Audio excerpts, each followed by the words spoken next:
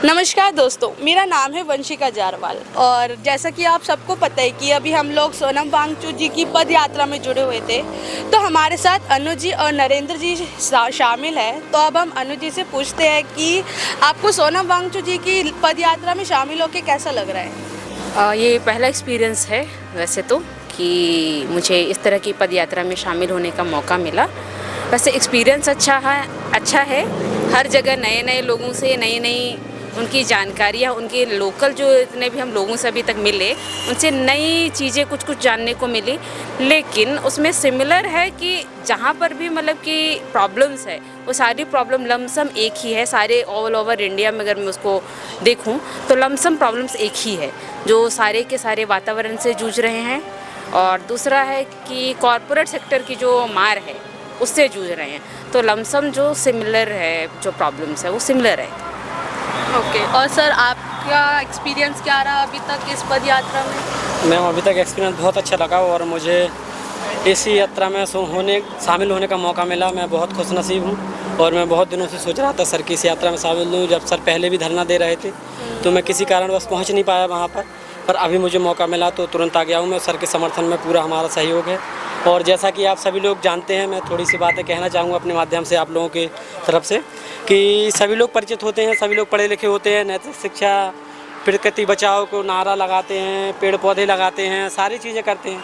पर बहुत एक सिंपल सी चीज़ होती है जो लोग हम छोड़ आते हैं। कहीं ना कहीं शिक्षित समाज होने के नाते हम अपने आप को बहुत सब और पढ़ा लिखा मानते हैं, पर एक छोटी सी चीज़ आती है कि हम लोग पेड़ पौधे तो लगा देते हैं, पर हम भी जानते हैं कि हम इतने पेड़ पौधे कभी नहीं लगा सकते जितने प्रकृति में होने चाहिए थे।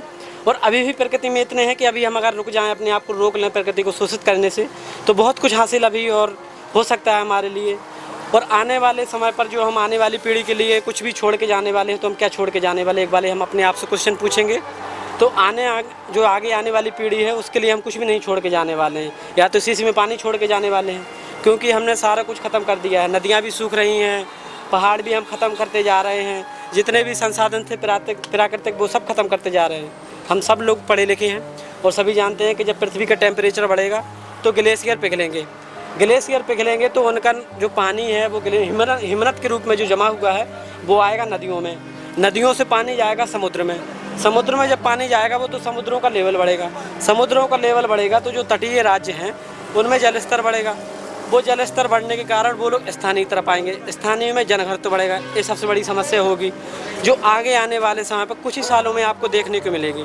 बेंगलोर और दिल्ली जैसे शहरों में इतनी विकराल समस्या आ गई है पानी को लेकर, और आप टेम्परेचर पृथ्वी का देख ही रहे हैं, आए दिन बढ़ते जा रहा है। और अभी दिल्ली का हाईएस्ट टेम्परेचर दर्ज हो चुका है और हमारे पास कोई ऐसा रास्ता नहीं है कि हम वो टेम्परेचर कम कर सकें। अगर किसी भी लोग को लगता है कि नहीं ये पद यात्रा है जो बेफिजूल है और उनकी जो मांगें हैं वो जायज़ नहीं हैं, तो मुझे गुजारिश उन लोगों की प्लीज़ हमें आकर बताएं कि और क्या कदम हो सकते हैं जिससे हम पृथ्वी और प्रकृति को बचा सकते हैं और हिमालयों को बचा सकते हैं, ग्लेशियरों को बचा सकते हैं।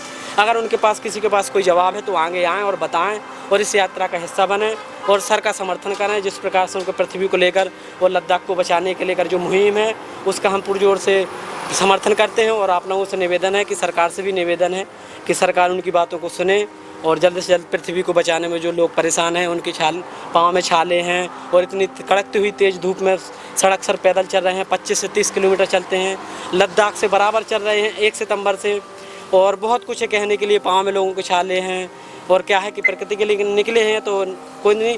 और कुल मिला के एक बात कहना चाहूँगा कि कौन सीखा है सिर्फ बातों से, एक हादसा सबको ज़रूरी है। तो नॉर्मल एक प्रयास है छोटा सा, क्लाइमेट को लेकर, प्रकृति को लेकर एक छोटी सी मुहिम है, लोग समर्थन करें। जय हिंद, जय भारत। लास्टली आप कुछ मैसेज देना चाहते हो हमारे दर्शकों को हमारे चैनल के थ्रू? जी, अगर चैनल के थ्रू अगर कुछ कहना है तो मैं इतना ही कहूँगी कि हम लोग प्रकृति की बातें तो बहुत करते हैं, पर्यावरण के बारे में बातें बहुत करते हैं, बट हम उसके लिए सपोर्ट में या उसको बचाने के मुहिम में हम लोग शायद आगे नहीं आते। हमारी कहीं ना कहीं कोशिशें बहुत कमी रहती है, तो हमें शायद आगे आके बढ़ चढ़ के आगे आना होगा और उसको बचाने में हम लोग को समर्थन देना भी है और उससे ज़्यादा हमें एक्शन में फोकस करना होगा। अगर हमारे एक्शन नहीं है तो शायद हम उसको सिर्फ बातें ही रह जाएंगी, क्योंकि उसके आगे कुछ नहीं होने वाला है।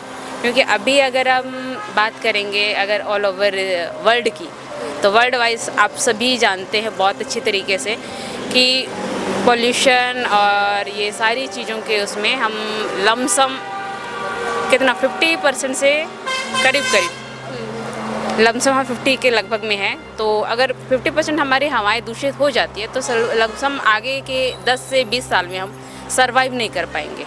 अभी हमारे लिए सरवाइव करना इतना मुश्किल है, तो आने वाले 10 साल या 15-20 साल बहुत मुश्किल होने वाले। ऐसे लगेगा कि पता नहीं किसी अदर ही प्लैनेट से आए हुए हैं, ऐसा वाला हाल होगा।